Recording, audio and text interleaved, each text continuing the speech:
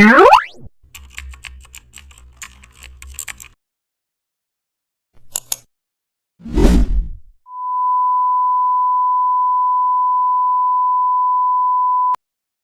back to the channel, and don't forget to like, share and subscribe for more updates. Today we are diving into an exciting tutorial how to remove reflections from glass or water.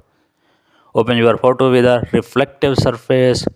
Now zoom closely on the unwanted reflections area. Choose the air removal tool and set a small brush. Paint gently over the reflected shapes or faces. Instantly the air replaces it with matching tones. Repeat it for any left or right glares. Add a light blur to the reflection zone. Increase clarity in the main subjected area.